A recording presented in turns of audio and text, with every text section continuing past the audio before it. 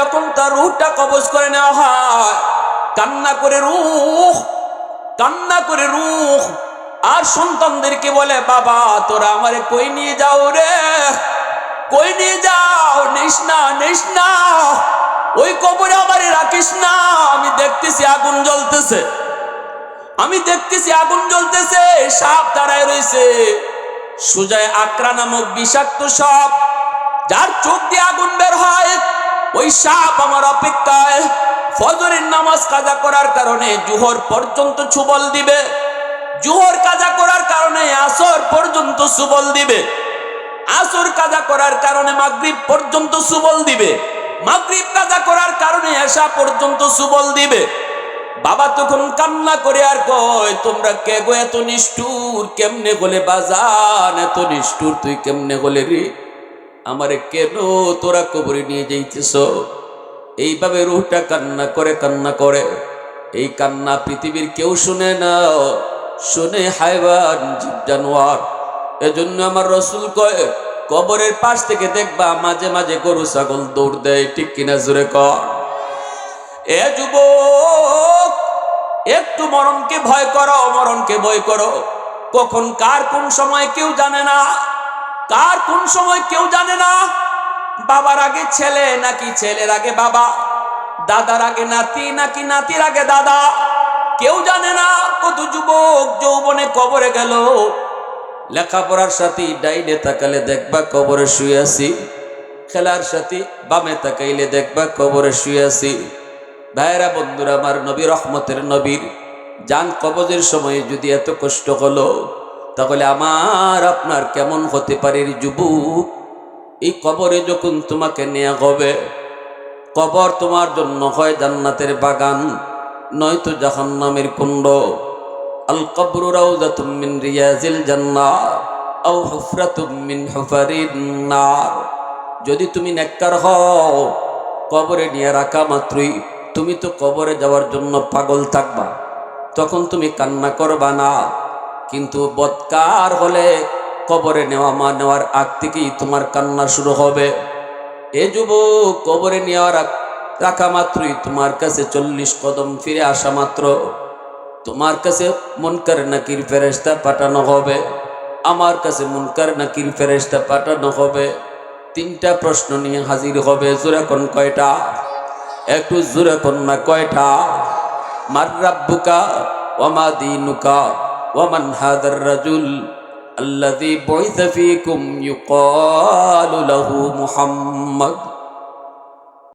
আমার আপনার প্রত্যেকের 60-70 বছরের হায়াতের জীবনটা একটা স্টেশনে দাঁড়ায় থাকার মতো।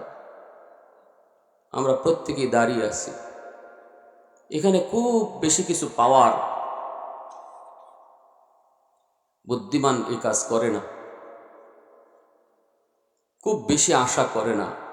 সময় খুবই কম, ঠিক কিনা জোরে কম? সময় খুবই কম।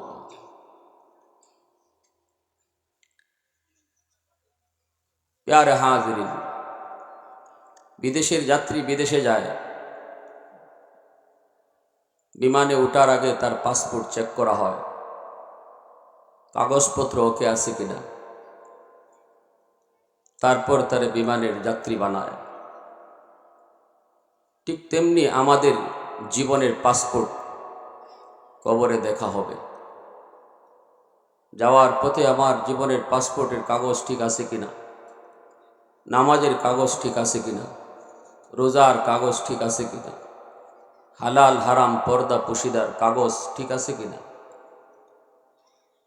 এগুলা যদি ওকে হয়, তখন গন্তব্য জান্নাত, আমাকে জান্নাতের বিমানে তুলে দেওয়া হয়। আর যদি কাগজে ভেজাল হয়, যেখানে যে জায়গায় যে ধরা পড়ে সেখান থেকেই তারে ফেরত পাঠানো হয়। বাংলাদেশ এয়ারপোর্ট যদি কোনো রকম ঘুষ দিয়া, টাকা দিয়া, পয়সা দিয়া পার পেয়েও যায়, সৌদির জেদ্দা বিমানবন্দরে ধরা পড়লে আবার ওখান থেকে রিটার্ন ব্যাক করা হয়, ঠিক কিনা? ঠিক তেমনি আমার আপনার আমলের জীবনের কাগজের কোথাও যদি ধরা পড়ে, সাথে সাথে গাড়ি থেকে নামাইয়া জাহান্নামের গাড়িতে পাঠানো হয়। আর হাজিরিন, গভীরভাবে বোঝার বিষয়, আমরা একটা ধোঁকার মধ্যে আছি। এই ধোঁকাটা কাটবে মৃত্যুর পরপরই। একজন মানুষ স্বপ্নে যেমন অনেক কিছু দেখে, রাজার মেয়েকে বিয়ে করতেছে, বাসর ঘর কাটাচ্ছে, ফুলের বিছানা, স্বপ্নের মধ্যে সে কত কিছু পেয়ে গেল, কত আনন্দ। কিন্তু যখন ঘুম ভাঙে তখন বুঝে যে এগুলো ধোঁকা, এটা শুধুই একটা স্বপ্ন ছিল, এর বাস্তবতা নাই। ঠিক তেমনি এই দুনিয়ার হায়াতের জীবনে আমরা একটা স্বপ্নের মধ্যে আছি। এখানে আমরা যে যাই করতেছি, গাড়ি বাড়ি যত কিছু করতেছি, যত পাওয়ার নিচ্ছি, পাওয়ার পাচ্ছি, মৃত্যুর সাথে সাথে আমার স্বপ্ন ভেঙে যাবে। তখন বুঝবো যে আমার বাস্তবতা এখন থেকে শুরু। দুনিয়ার 60 বছরের জিন্দিগি ছিল একটা স্বপ্নের মতো, এর কোনোই বাস্তবতা নাই। বাস্তব জীবন শুরু হবে মৃত্যুর পর। এজন্য আল্লাহ রব্বুল আলামিন পবিত্র কোরআনের সূরাতুল মুলকের মধ্যে আল্লাযী খালাকাল মাউতা ওয়াল হায়াতা লিয়াবলুয়াকুম আইয়ুকুম আহসানু আমালা বলেছেন, আমি মরণ এবং জীবন সৃষ্টি করেছি। অথচ আমরা দেখি জীবন আগে, মরণ পরে। আল্লাহ জীবনের কথা বললেনই না। দুনিয়ার হায়াতের 60-70 বছরের জীবনের কথা আল্লাহ বললেনই না। আল্লাহ বলেন মরণ সৃষ্টি করেছি, জীবন দিয়েছি। এর মানে মরণের পরের যে জীবন, এই জীবনটাকে আল্লাহ জীবন বলতেছেন। আর এটা একটা ধোঁকা, একটা স্বপ্ন, এর কোনো বাস্তবতা নাই। আফসোস করবে ওই মানুষগুলা যারা এই স্বপ্নের মধ্যে থেকে অনেক কিছু করছে, আর এই স্বপ্নের মধ্যেই সে বিভোর হয়ে গেছে। আফসোস করবে ওই মানুষগুলি যারা রেল স্টেশনে বসে বসে অনেক কিছু ভাবছে, বাড়ি করছে, গাড়ি করছে, অথচ এইদিকে রেল আসতেছে, চলে গেল সব ফালায়া, এগুলার কোনোই সাথে নিতে পারলো না। ওই মানুষগুলি আফসোস করবে। ওয়ান্নাজিআতি গারকা ওয়ান্নাশিতাতি নাশতা। আল্লাহ পাক রব্বুল আলামিন সূরা নাজিয়া পবিত্র কোরআনের 30 নম্বর পারার 51 সূরা, এই সূরার শুরুতে আল্লাহ পাক আমার তিলাওয়াতকৃত আয়াতে আল্লাহ 2 দল ফেরেশতার কসম খেয়েছেন।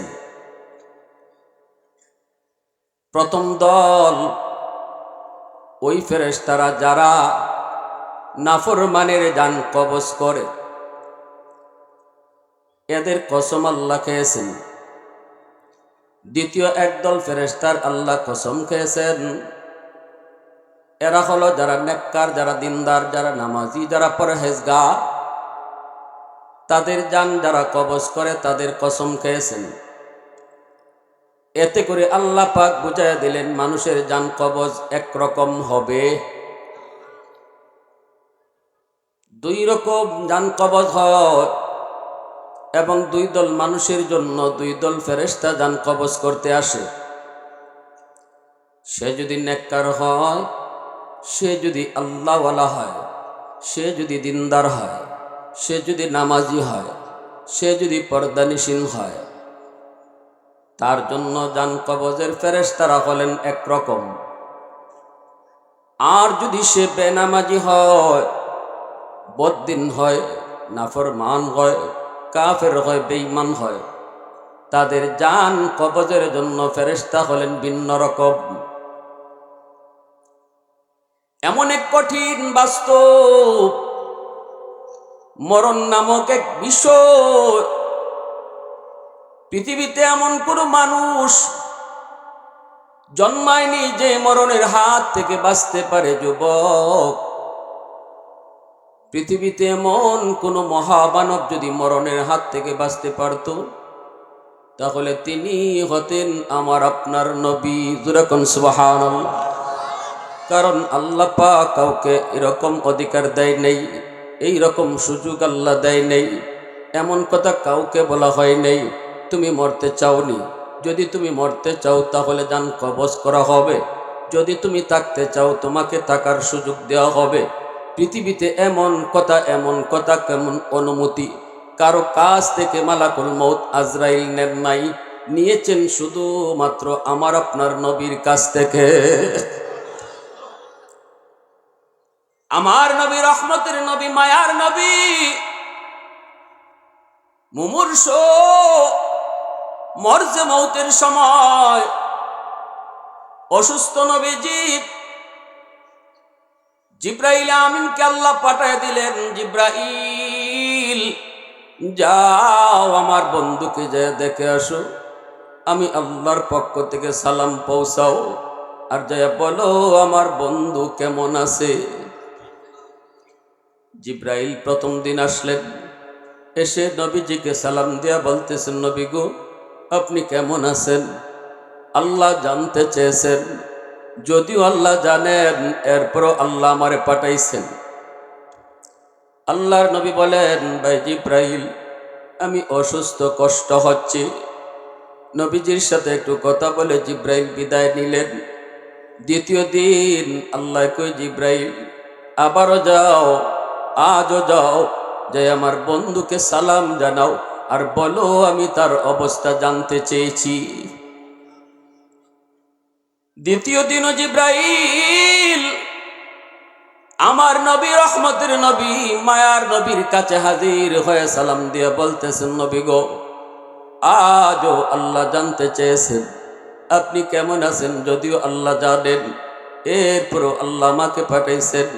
নবীজি তখনও বলেন, ভাই জিব্রাইল অসুস্থ কষ্ট হচ্ছে, অসুস্থ কষ্ট হচ্ছে।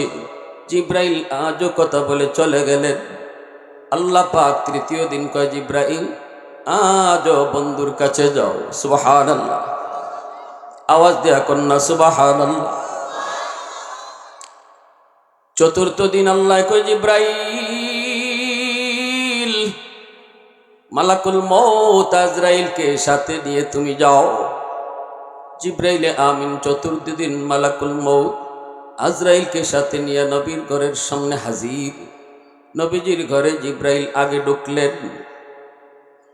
মালাকুল মউত আজরাইল তিনি দরজার পাশে দাঁড়িয়ে রইলেন। জিব্রাইল যায় সালাম দেয়া কই, নবী গো দরজার পাশে এমন একজন ফেরেশতা দাঁড়ায় আছে গো নবী, যেই ফেরেশতা কারো ঘরে ঢুকতে অনুমতি নেয় না, কিন্তু আজ আল্লাহ আমাকে পাঠাইছেন, যদি আপনি অনুমতি দেন তাহলে তারে ঢুকতে বলবো, আর যদি অনুমতি না দেন ওখান থেকেই ফিরত চলে যাবে। এ যুবক, কোন নবীর উম্মত তুমি একটু দিলটা নরম করে কথাগুলি শুনো।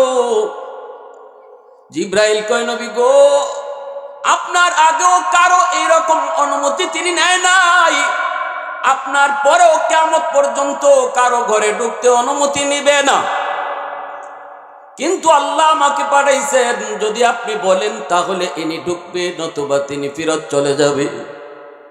আল্লাহ পাক রব্বুল আলামিন আমাকে পাঠাইছেন, আমাকে এই কথা বলে দিছেন। নবীজি বলেন, ভাই জিব্রাইল ইনি কে? জিব্রাইল আমিন কয়, নবী গো ইনি জান কবজকারী ফেরেশতা, যার নাম হলো মালাকুল মউত আজরাইল।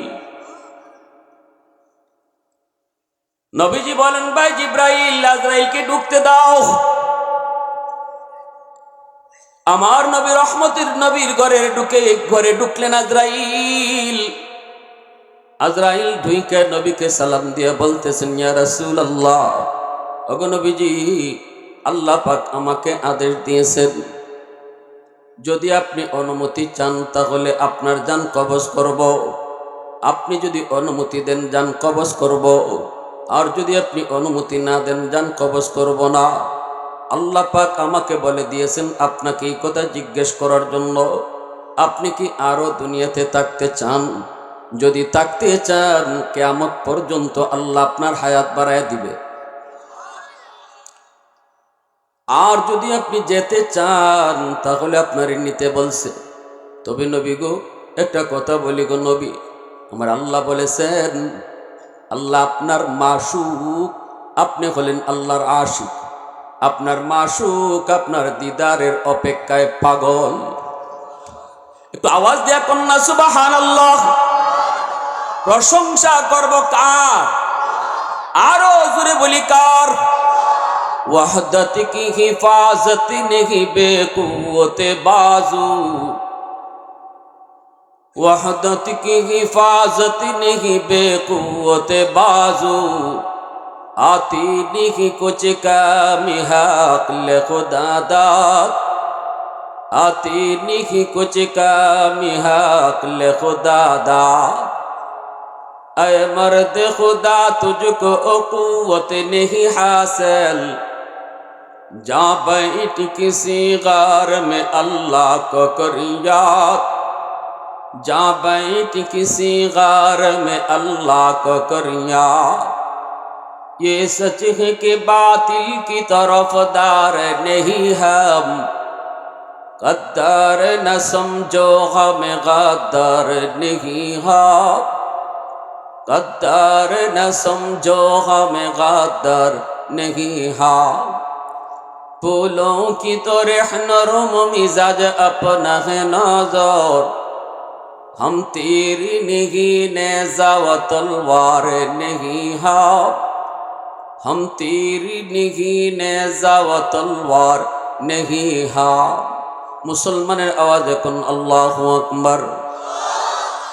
আমার ভাইরা বন্ধুরা যুবক, দিনের নবী রহমতের নবী কয় ভাই জিব্রাইল, আজরাইল আমার কাছে এই অপশন চায়। আজরাইল কয় নবী গো এই অপশন এই অনুমতি পৃথিবীতে আর কারো কাছ থেকে আমি আজরাইল নেই নিব না, শুধুমাত্র আপনাকে। আল্লাহু আকবার। আরো জোরে কোন আল্লাহু আকবার। যেই মাত্র আজরাইল কয় আল্লাহ আপনার অপেক্ষায়, আল্লাহ পাক আপনার মাশুক আপনার দিদারের অপেক্ষায়, সাথে সাথে নবী কয় আজরাইল আর দেরি করো না, তাড়াতাড়ি করে আমার মাশুকের কাছে আমারে পৌঁছায় দাও। মালাকুল মউত আজরাইল আমার আপনার নবীর সিনা মুবারকে হাতটা আস্তে করে রাখলেন। নবীজি বলেন ভাই আজরাইল, মনে হচ্ছে উহুদ পাহাড়টা আমার বুকে রাখছো। ও ভাই আজরাইল কষ্ট হয়। আজরাইল কই নবী গো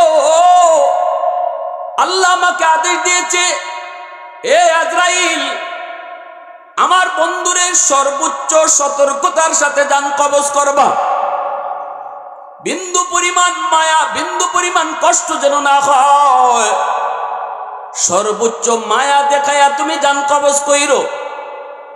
ওগো নবীজি এত সহজে পৃথিবীর কারো জান কবজ করি নাই, আপনার পরে আর কারো এত সহজে করব না, তবে একটু ধৈর্য ধরতে হবে গো নবী, একটু ধৈর্য তো ধরতেই হবে। রহমতের নবীর বুকের মধ্যে হাতটা রাখলেন।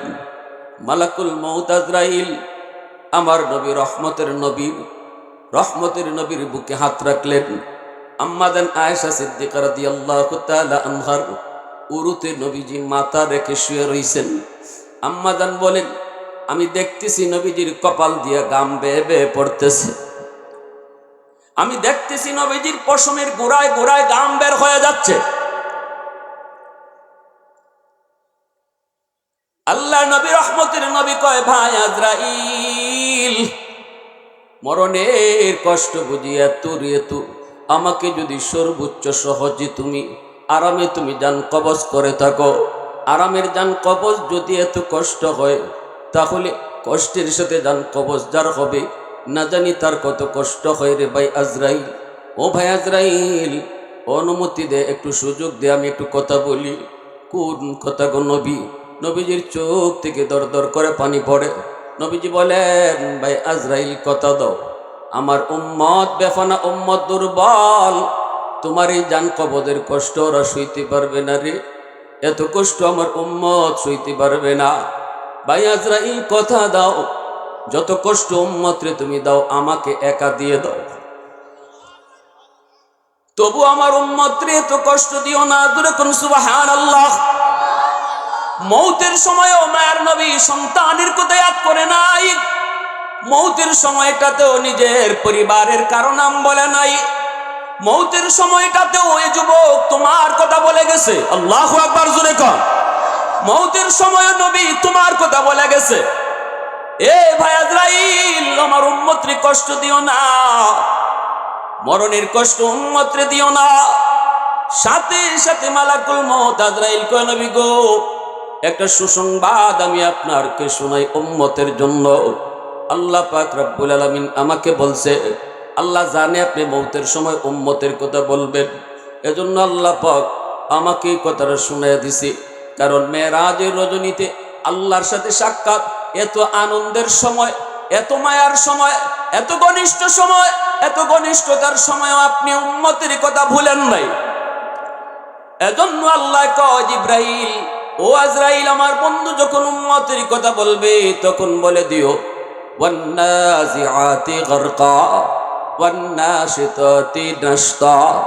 তোমার উম্মত বন্ধু, তোমার উম্মত যদি নেককার হয়, তোমার উম্মত যদি দিনদার হয়, তোমার উম্মত যদি তোমার সুন্নত মতো চলে, তোমার উম্মত যদি তোমাকে নবী মাইনা সব কাজ করে, তাহলে আমি আল্লাহ এমন একদল ফেরেশতা তার জান কবজের সময় পাঠাবো। তার জান কবজটা কেমন হবে জানোনি? জানোনি? তার জান কবজটা হবে এমন, একটা দুধের বাচ্চা মায়ের দুধ পান করে করে যেভাবে ঘুমায় পড়ে, এইভাবেই নেককার নামাজি বান্দা জান কবজের সময় যেন মায়ের দুধ খেয়ে খেয়ে ঘুমায় পড়বে। ওয়ান্নাজিআতি গারকা ওয়ান্নাশিতাতি নাশতা। আল্লাহ পাক রব্বুল আলামিন কয়, দুই দল। প্রথম দল হলো বদকারের জান কবজ যারা করবে, দ্বিতীয় দল হলো নেককারের জান যারা কবজ করবে। মালাকুল মউত আজরাইল কয়, নবী গো,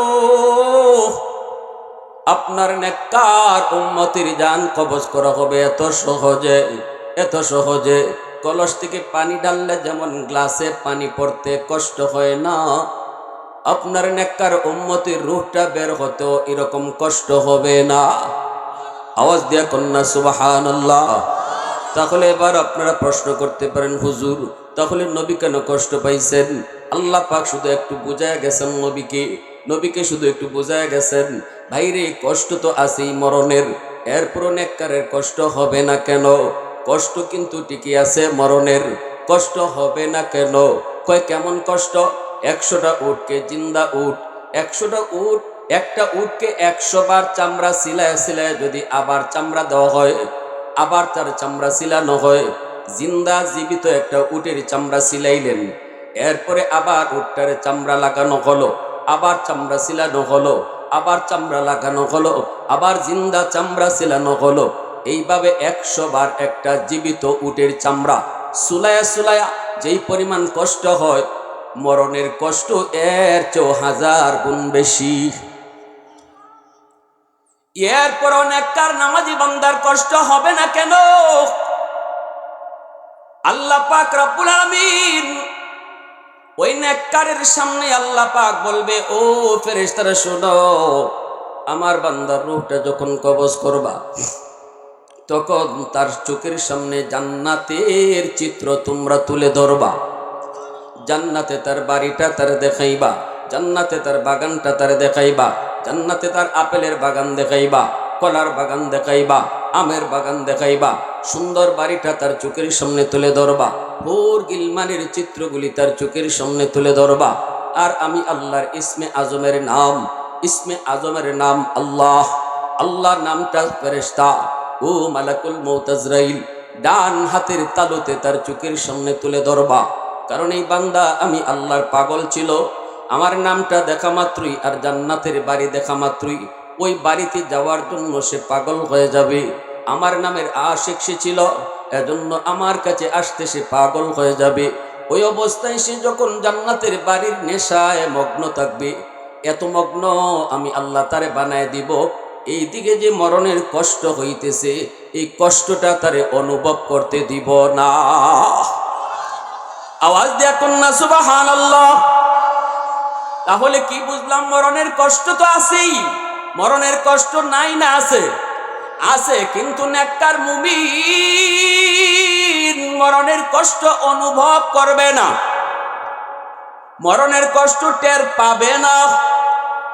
দেখবেন একজন ছেলে, একজন মাসে ছোট বাচ্চাকে যখন মুসলমানি করানো হয়, আমরা দেখি এরকম আজামরা এরম করে, তারে অন্যদিকে মন ভুলায় দেওয়ার জন্য কত কথা কয়। আজামে মন ভুলায় দেওয়ার জন্য কত কথাই কয়। নানার বাড়ি কোথায়, নানির হাতে কি খাইছ, কলিমা জানুনি, কত কথা কয়। এর উদ্দেশ্য হলো এই দিকে যেন তার টেনশন না থাকে, টেনশনটা যেন ওই দিকে যায়, ঠিক না? একজন মুমিন জান কবজের সময় সে নেশায় মগ্ন। কিতাবের ভিতরে আরো সুন্দর এক্সাম্পল দিয়েছেন।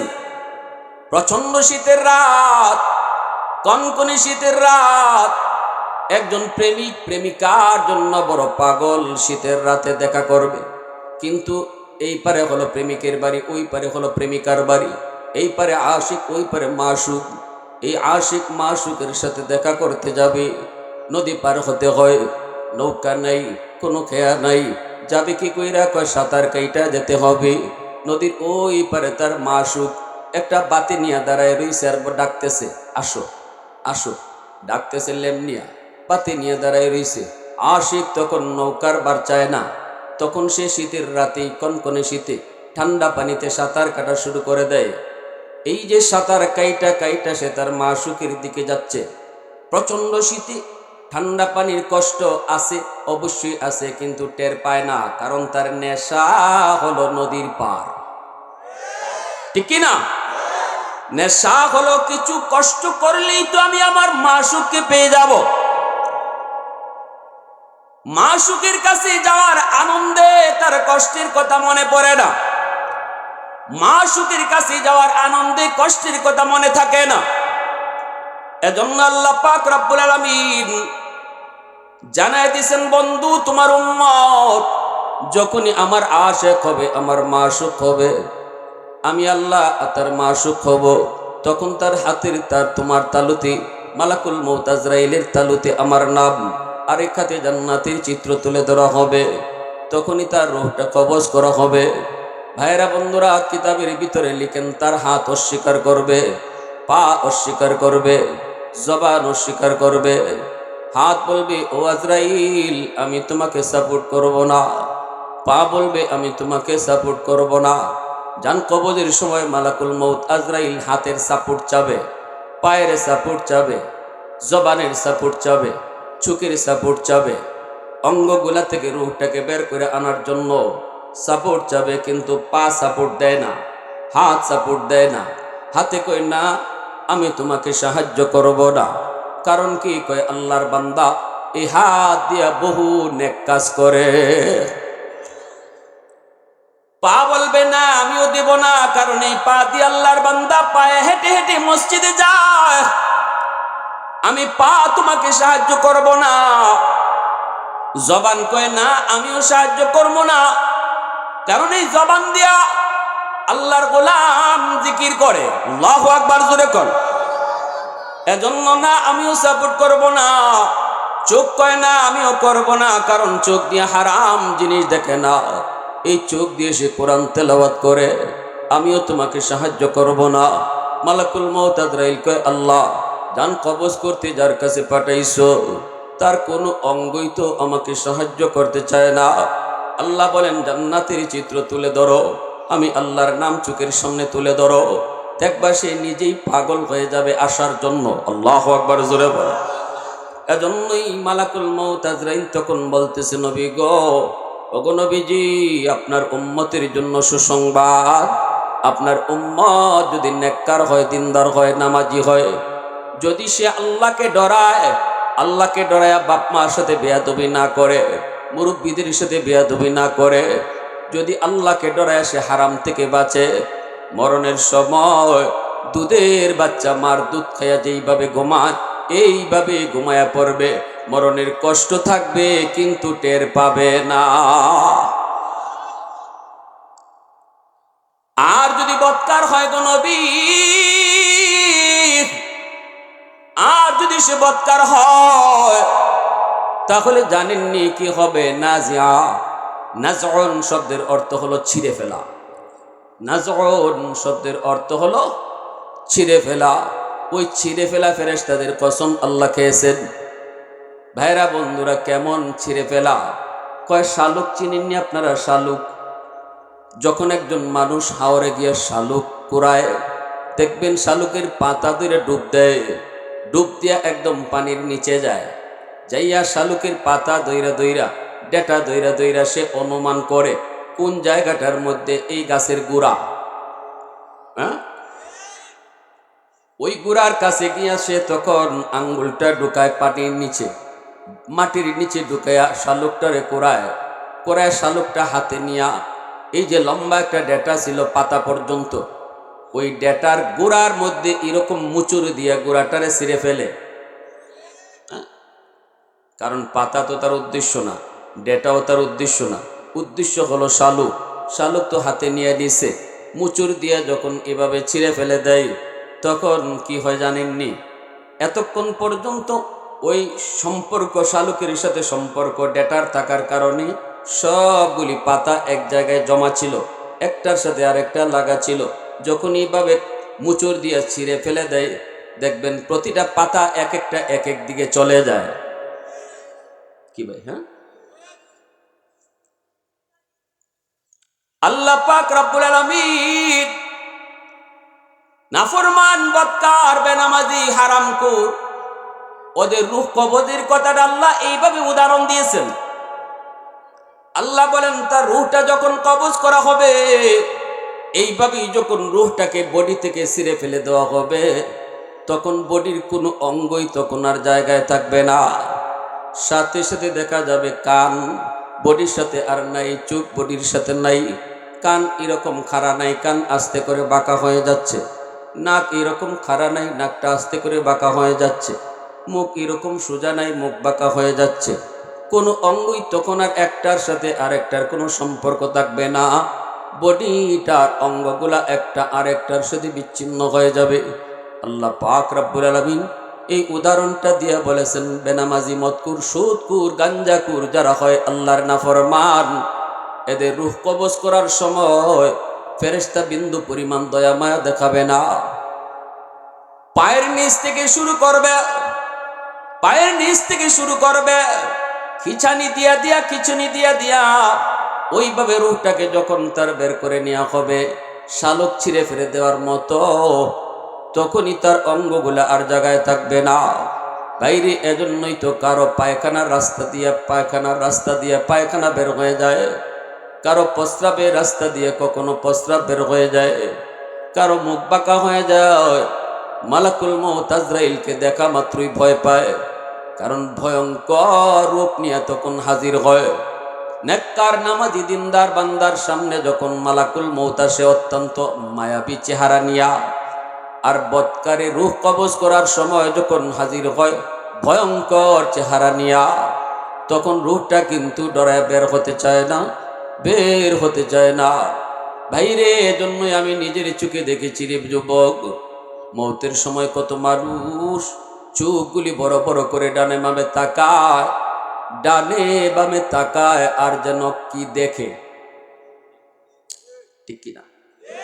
কেউ আমরা বুঝি না, কেউ দেখি না। মুমূর্ষ ব্যক্তির চোখের সামন থেকে আল্লাহ কুদরতি পর্দা সরায়া দেয়। যখন সাকরাত শুরু হয় তখনই কিন্তু চোখের সামনে পর্দা আল্লাহ সরায়া দেয়। ওই অবস্থায় সে দুনিয়াও দেখে, আখেরাতও দেখে, দুনিয়াও দেখে, কবরও দেখে। মরণের পর কোন কবরে তারে রাখা হবে, ওই কবর সেটা জান্নাতের বাগান নাকি জাহান্নামে আগুনের কুণ্ড, এই চিত্রটাও সে দেখে। যখনই সে দেখে আমাকে যেই কবরে রাখা হবে এই কবরে আগুন জ্বলছে, আগুন, চোখগুলি বড় বড় হয়ে যায়। কারা আসলো গো? এরা কারা? এত ভয়ঙ্কর চেহারা, এত ভয় এদের চেহারায়, লুকানোর চেষ্টা করে, চোখগুলা বড় হয়। ডানে বামে তাকায়। ভাইরা বন্ধুরা, এই সময় আমরা দেখি না, কিন্তু সে দেখে কারা তার রূহ কবজ করতে আসছে। পাশেই বসে আছে মেয়ে, পাশেই বসে আছে বাবা, সন্তান পাশেই তোমার বসে আছে রে বাবা। এরপরেও বাবা সন্তানরাও দেখে, মালাকুল মউত ফেরেশতা আজরাইলকেও দেখে।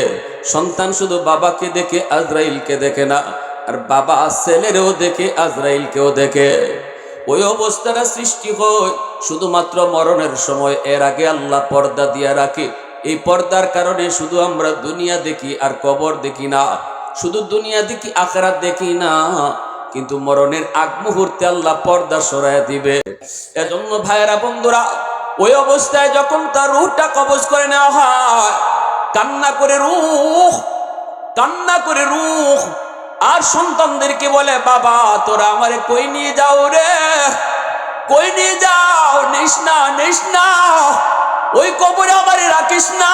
আমি দেখতেছি আগুন জ্বলতেছে, আমি দেখতেছি আগুন জ্বলতেছে, সাপ দাঁড়ায় রয়েছে, সুজায় আকরা নামক বিষাক্ত সাপ, যার চোখ দিয়ে আগুন বের হয়।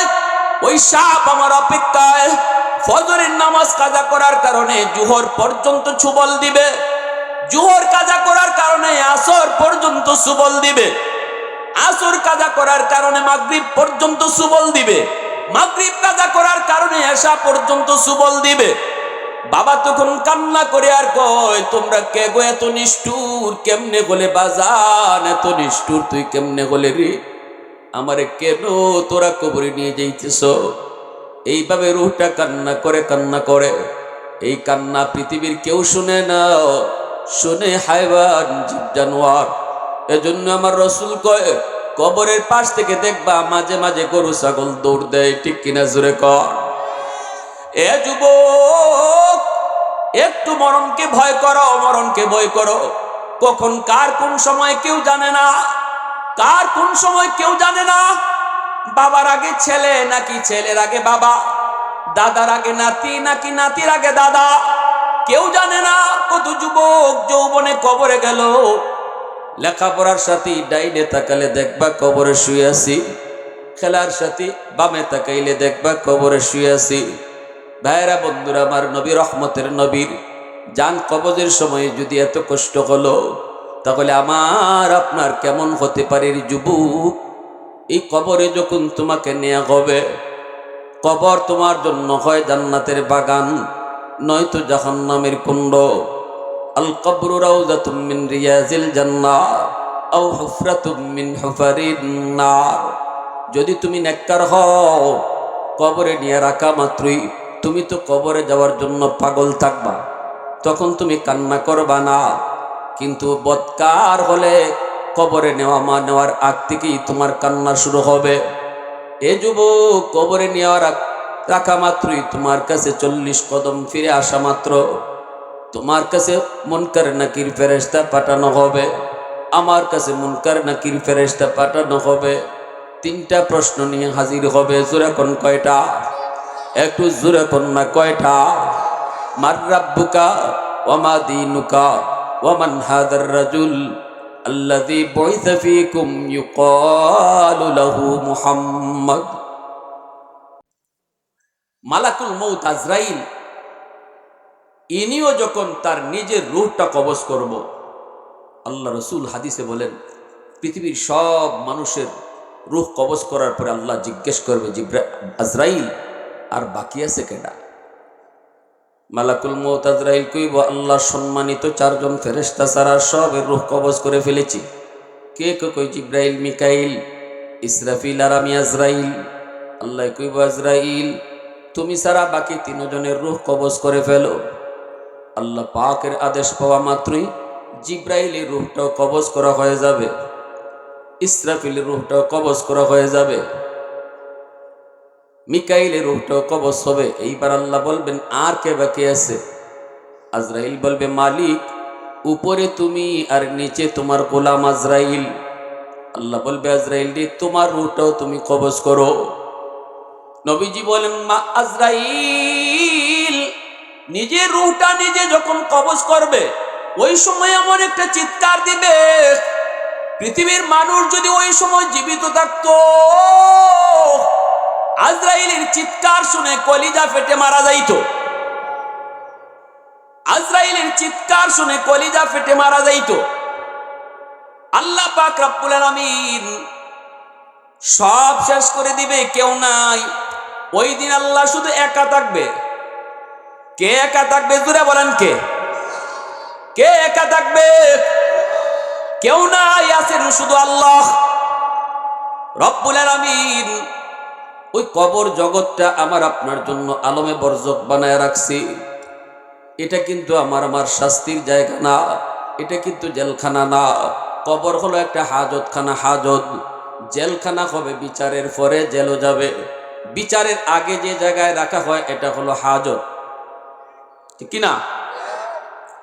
কবর, এই কবর হলো আমার আপনার জন্য হাজত। আল্লাহর নবী বলে, তুমি যদি বিচারের পর জান্নাতি হও, তাহলে তোমার কবরটা, এই হাজতখানাটাও জান্নাতের সাথে সম্পর্ক করে দেওয়া হবে। আর যদি বিচারের পর তুমি জাহান্নামী হও, তাহলে কবরটাকে জাহান্নামের সাথে সম্পর্ক করে দেওয়া হবে। ভাইরা, প্রশ্ন হবে তিনটা। এক নাম্বার প্রশ্ন হবে, মার রাব্বুকা ওয়া মা দীনুকা ওয়া মান হাদার রাজুল আল্লাযী বুইসা ফীকুম ইউকালু লাহু মুহাম্মদ। রব তোমার কে? ধর্ম তোমার কি? নবী তোমার কেডা? তিনটা প্রশ্ন করা হবে। এ যুবক, একটু বলো, তুমিও তো পরীক্ষা দাও স্কুল কলেজে। পরীক্ষা দেওয়ার আগে কি তোমার এক প্রশ্ন কি হবে এটা বলে দেওয়া হয়? হ্যাঁ, পৃথিবীতে কোনো পরীক্ষার আগে প্রশ্ন বলে দেওয়া হয়? প্রশ্ন জানানো হয় না। প্রশ্ন জ্বালাইলে তো আর পরীক্ষা থাকে না। কিন্তু আল্লাহ পাক কবরে কি তিনটা প্রশ্ন করবে এটা আমাদেরকে অগ্রিম জানায় দিছে, যেন আমরা প্রশ্নের উত্তর বানায় নিতে পারি। এটা আল্লাহর জন্য দয়া, আল্লাহ আমাদের জন্য মায়া করছে, ঠিক কিনা? জোরে বলেন। প্রশংসা কার করব? এজন্যই প্রশংসা কার করব? আলহামদুলিমান কাদ্দারা খাইরান ওয়া খাবালা, আলহামদুলিমান কাদ্দারা খাইরান ওয়া খাবালা, ওয়া শুকরু লিমান সাওয়ারা হুসনান ওয়া জামালা, ফরদুন সামাদুন আন সিফাতিন খালকি বারিউন, রব্বুন আযালিয়ুন খালাকাল খালকা কামালা, লা জিদ্দা ওয়ালা নিদ্দা ওয়ালা হাদ্দা লিমাওলা, লা জিদ্দা ওয়ালা নিদ্দা ওয়ালা হাদ্দা লিমাওলা, আল আনা কামা কানা ওয়ালাম ইয়ালকা যাওয়ালা, আল আনা কামা কানা ওয়ালাম ইয়ালকা যাওয়ালা। মহব্বতের সাথে আওয়াজ দিয়া আল্লাহু আকবার। ভাইরা বন্ধুরা, জন্য বলতেছি, যুবক, এই কবরের ভিতরে যারা শুয়ে আছে এরা সুখে আছে না দুঃখে আছে আমরা কেউ জানি না। এ যুবক, কেউ জানি না, আল্লাহ পাক জানায়ও না। যদি আল্লাহ কবরের ভিতরে কে সুখে আছে কে দুঃখে আছে এটা যদি আমাদেরকে আল্লাহ নিজের চোখে দেখাইতো, তাহলে দুনিয়ার নিজাম বন্ধ হয়ে যেত। সন্তান যদি দেখতো মা কবরের মধ্যে আগুনে জ্বলছে, সন্তান যদি দেখতো মা কবরের সাপের কামড় খাইতেছে, এই সন্তান দুনিয়াদারি করতে পারতো না, ব্যবসা তার ভালো লাগতো না, ঘুম তার আসতো না, খাওয়া তার পেটে যাইতো না, দুনিয়ার নিজাম বন্ধ হয়ে যেত। এজন্য আল্লাহ পাক রব্বুল আলামিন কবরের আযাবটাকে আমাদের চোখের আড়াল করে রাখছে, যেন আমরা দুনিয়াদারি করতে পারি। কবরের আযাব যদি মানুষ দেখতো, তাহলে কবরস্থানের পাশে কেউ বাড়িঘর রাখতো না, ঠিক কিনা? হ্যাঁ, কবরের আযাব যদি নিজের চোখে মানুষ দেখতো, কবরের আশেপাশে কেউ বাড়িঘর কেউ রাখতো না, দুনিয়ার নিজাম পাল্টে যেত। এজন্য আল্লাহ পাক রব্বুল আলামিন মানুষের চোখের আড়াল করে রাখছে। কবর সামনে আছে তোমার কবর, কিন্তু তুমি বুঝবা না এই কবরে কি চলছে কি চলছে। কিন্তু হাইওয়ানরা মাঝে মাঝে টের পায়, গরু ছাগল মাঝে মাঝে দৌড় দেয়। এর যুবক, এটাও আল্লাহ সব সময় দেখায় না, মাঝে মাঝে মাঝে মাঝে এরকম দেখায়, মাঝে মাঝে আল্লাহ পাক দেখায়, এরকম মানুষকেও দেখায়। ঢাকা শহরে এরকম বা মুগদা কবরস্থানেও 1 বছর এরকম ভাবে অনেক মানুষেরা দেখছে, একটা কবর থেকে ধোঁয়া উঠতেছে, ধোঁয়া, অসংখ্য অগণিত মানুষ দূর থেকে দেখছে। একটা কবর থেকে ধোঁয়া উঠতেছে, ধোঁয়া। পরে জানা গেল এই কবরটা ছিল একজন গায়িকার কবর, গান গাইতো টাকার বিনিময়ে। এর যুবক আল্লাহ সব সময় দেখায় না, মাঝে মাঝে দেখায়, যেন আমি আপনি সবক নিতে পারি, হুঁশ ফিরে আসি।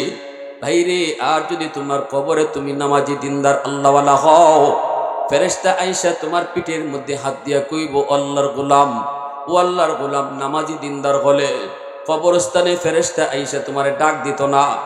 এ মেয়ে উঠো, ঘুমন্ত মানুষকে ডাক দেওয়া যায় না। ঘুমন্ত মানুষকে তোলার আদব হলো তার পিঠে, তার মাথায় হাত বুলাইয়া তুলো। সে ওই মুনকার নাকির ফেরেশতা যখন নেককার দিনদারের কবরে ঢুকবে, তখন আইসা দেখবে সে ঘুমাইতেছে। কারণ নেককারের মরণ তো মরণ না, নেককারের মরণ হলো ঘুম। আল্লাহু আকবার, জোরে বলেন। নাম কানাউমাতিল আরুস। আল্লাহু আকবার। নবীজি বলেন, আল্লাহ জানাইছে নামাজি যখন মরে তখন আল্লাহ কয় না, এটা মরণ না, তুমি ঘুমাও। একজন নতুন জামাই বাসর ঘরে ঘুমাইলে যেমন কেউ ডিস্টার্ব করে না, আল্লাহ পাক কয় আমার নামাজি বান্দা মরণের সময় মরে না, বরং বাসর ঘরে ঘুমায়। কেউ তারে ডাক দিও না, কারণ দুনিয়াতে তারে আমি আল্লাহ মসজিদের মিনার থেকে ডাইকা অনেক ঘুম নষ্ট করেছি। আল্লাহু আকবার। আমার বান্দা আসার পরে ঘুমাইছে, নিয়ত ফজরে আযান শুনলেই উঠে যাবে, আমি আল্লাহ তারে ডাক দিছি মসজিদের মিনার থেকে, ডাক শুই নাই, তার ঘুম ভেঙে গেছে, তার ঘুম নষ্ট করেছি আমি আল্লাহ। অতএব আজকে তারে কেউ ডাইকো না, সে ঘুমাক, যত পারে ঘুমাক। জোরে কোন সুবহানাল্লাহ। এ যুবক, আজকে তোমার মসজিদের মিনার থেকে আল্লাহ তোমারে ডাইকে নিতে পারে না, মুয়াজ্জিন কিন্তু তোমারে ডাকে না। ডাকতেছে কে? জোরে বলেন কে? একটু আওয়াজ দেয়া মালিকের নামটা কও না, আরো জোরে কও না কে? এজন্য আল্লাহ নবী কইছিল, আল্লাহর কাছে যখন শেষবারের মতো গেছি, আল্লাহ 5 ওয়াক্ত নামাজ আমার উম্মত পারতো না, কমাও। আল্লাহ কয় না বন্ধু, পারবো, আমি আল্লাহ কইতেছি পারবো, যাও 5 ওয়াক্ত লিয়া যাও, আর কমানি লাগতো না। তবে আইসো যখন সুসংবাদ দেই, তোমার উম্মত রে আমি আল্লাহ নিজে ডাইকা নামাজ পড়ায়া নিমু। সুবহানাল্লাহ, জোরে কর। আল্লাহ কয় মুয়াজ্জিনের কণ্ঠ তোমরা দেখবা, মূলত ডাকমু আমি আল্লাহ। আল্লাহু আকবার। বন্ধু, তোমার উম্মতরে ডাইকা আমি নামাজ পড়ায় নিমু। এজন্য আল্লাহর ডাক শোনার পরও যখন কোনো মানুষ মসজিদে আয় না, তখন আল্লাহ পাকের কুদরতি কলিজায় বড় ব্যথা লাগে, আল্লাহ বড় কষ্ট পায়। আল্লাহকে, বান্দা তোর কপালটা আমি নিজের হাতে বানাইছি আমারে সেজদা দেওয়ার জন্য। আজ আমি তোরে ডাকলাম, আয় আয় আয়, আমার কদমে একটা সেজদা দিয়ে যা, অথচ তুই সেজদাটা দিয়ে চলে যাইতেছ। পৃথিবীর কোনো কিছু বানাইতে আমি আল্লাহ হাত লাগাই নাই, জমিন বানাইতো আল্লাহ হাত লাগাই নাই রে যুবক, আসমান বানাইতো আল্লাহ হাত লাগাই নাই, জান্নাত জাহান্নাম বানাইতো আল্লাহ হাত লাগাই নাই, ফেরেশতা বানাইতো আল্লাহ হাত লাগাই নাই। আল্লাহ কইছে হও ফেরেশতা হয়ে গেছে, জমিনের ব্যাপারে আল্লাহ কইছে হও জমিন হয়ে গেছে। কিন্তু এই মানুষ তোমাকে আমাকে বানাইতে আল্লাহ কয় খালাকতু বিয়াদাইয়া, আমি নিজের হাত দিয়া তোরে মায়া কইরা বানাইছি। এ যুবক, তোরে বানাইতে আল্লাহ নিজের হাত লাগাইছে। আল্লাহ নিজে কয় আমি হাত লাগাইয়া তোরে আদর করে বানাইছি, কারণ এই কপাল আমার সেজদার জন্য। যেই কপাল আমার সেজদার জন্য, এই কপাল ফেরেশতাদের হাতে বানাইলে হয় না, আমি নিজের হাত দিয়া বানাইছি। কিন্তু এরপরও তখন তুই মসজিদে না ঢুকে চলে যাইতি, তখন তোর চলে যাওয়া দেখো আমি আল্লাহর কুদরতি কলিজায় বড় ব্যথা লাগতো, কুদরতি কলিজায় বড় ব্যথা লাগতো। এজন্য যুবক, যদি আল্লাহর কদমে সেজদা দিয়ে তুমি কবরে যাইতে পারো, ফেরেশতা এসে তোমারে ডাক দিয়ে বেয়াদবি করবে না, কারণ তুমি নতুন ঘরে বাসর ঘরে ঘুমাইতেছ। ফেরেশতা আইসে তোমার পিঠের মধ্যে আস্তে করে হাত বুলাবে আর বলবে, আল্লাহর বান্দা, ও আল্লাহর নামাজি বান্দা, একটু ঘুম থেকে উঠো, একটু ঘুম থেকে উঠো, আমরা তোমারে 3টা প্রশ্ন করার জন্য আসছি। ঘুম থেকে উঠবে। নবীজি বলেন ঘুম থেকে উঠবে কিভাবে জানেননি? আমরা ঘুম থেকে উঠার পরে যেমন চোখ কসলাই, এইভাবে সে চোখ কসলায় কবরে উঠবে। ওইটাই ফেরেশতাদের দিকে তাকাবে না, তাকায়া দেখবে সূর্য লাল হয়ে গেছে। সে মনে করবে জোহরের নামাজ পড়ে খাওয়া দাওয়া করে ঘুমাইছে, এখনো আসরের নামাজ পড়া হয় নাই, কারণ সে তো নামাজের পাগল ছিল দুনিয়ায়। সূর্য লাল হয়ে গেছে। মুসিলা আলী হিসামস সাথে সাথে বলবে, কে গো তোমরা তাড়াতাড়ি সরো, আমাকে অজুর পানি দাও, আমি অজু করে নামাজ পড়ব, আমার আসরের নামাজ কাজা হয়ে যাইতেছে। ফেরেশতারা বলবে, আল্লাহর বান্দা, এটা আলমে বরজখ কবর জগৎ, এখানে নামাজ লাগে না, আমরা কয়টা প্রশ্ন করবো এরপরে চলে যাও। সে বিশ্বাস করবে না, কয় না না না না, তোমরা আসছো আমার নামাজ কাজা করানোর জন্য, তাড়াতাড়ি করে সরো, তাড়াতাড়ি করে সরো। এই বইলা ফেরেশতাদেরকে ধাক্কা দিয়া দাউদি ফাউসাল্লি, নবী বলেন ধাক্কাটা দিয়েই সে কবরেই নামাজে দাঁড়ায় যাবে। ফেরেশতারা কইবা, আল্লাহ কার কাছে পাঠাইছো, ও তো খালি নামাজ নামাজ কয়, ও তো খালি নামাজ নামাজ কয়। আল্লাহ পাক কয়, আমার নামাজি বান্দারে প্রশ্ন করা লাগবে না। দুনিয়ার জমিনে প্রতি রাকাতে রাকাতে আল্লাহ আমার রব সবক দিয়াইছে, ঠিক না? সুবহান রাব্বিয়াল আযীম, সুবহান রাব্বিয়াল আলা, সামিআল্লাহু লিমান হামিদা, রাব্বানা লাকাল হামদ। প্রতি নামাজের প্রতি ওয়াক্তে ওয়াক্তে রব আমার আল্লাহ সবক দিছে। অতএব তোমাদের রবকে এই প্রশ্নর নামাজিরে করা লাগবে না। সুবহানাল্লাহ। আল্লাহ পাক কবরটারে জান্নাতের বাগান বানিয়ে দিবে, প্রশস্ত করে দিবে। আর যদি বেনামাজি হয়, খালি কইব লা আদ্রি লা আদ্রি, আমি কিছু জানি না, আমি কিছু জানি না। আল্লাহ পাক কইব জাহান্নামী, কবরটারে জাহান্নামের সাথে সম্পর্ক করে দাও, কবর হয়ে যাবে জাহান্নামের কুণ্ড। এজন্য বলি যুবক, মরণের কষ্ট থেকে যদি বাঁচতে হয় তবুও নামাজ লাগবে, আল্লাহর বিধিবিধান মানতে হবে। কবরের আযাব থেকে যদি বাঁচতে হয় তবুও নামাজ লাগবে, আল্লাহর বিধান মানতে হবে। কারা কারা রাজি আছে একটু হাত উঠে আল্লাহকে দেখাও। আল্লাহ তুমি কবুল করো, জোরে কোন আমিন, আরো জোরে বলেন আমিন।